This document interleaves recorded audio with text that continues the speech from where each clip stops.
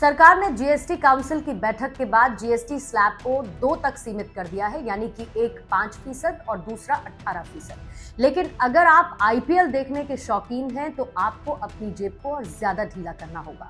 IPL देखने के लिए जो स्पोर्ट्स इवेंट है उसको प्रीमियम कैटेगरी में रखा गया है।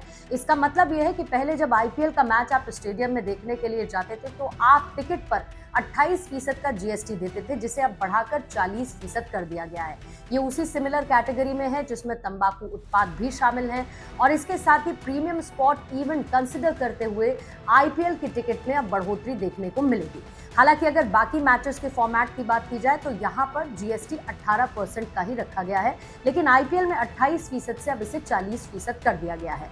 आपकी टिकट खरीदने पर किस तरीके का असर पड़ेगा ये आप समझ लीजिए। मान के चलिए कि पहले आप 1000 रुपए का टिकट खरीदते थे और उस पर आप 28% का जीएसटी देते थे, तो वो टिकट आपको 1280 की पड़ती थी। अब अगर आप 1000 रुपए का टिकट खरीदते हैं और उस पर 40% जीएसटी देते हैं तो उस पर 400 रुपए की बढ़ोतरी हो जाएगी, यानी जो अब आपकी आईपीएल की टिकट है वो आपको 1400 रुपए की मिलेगी।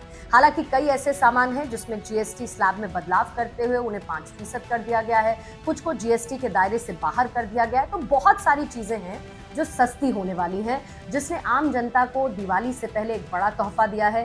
लेकिन आईपीएल के शौकीनों को अपनी जेब पर ज्यादा बोझ डालना होगा और जीएसटी 40% देना होगा।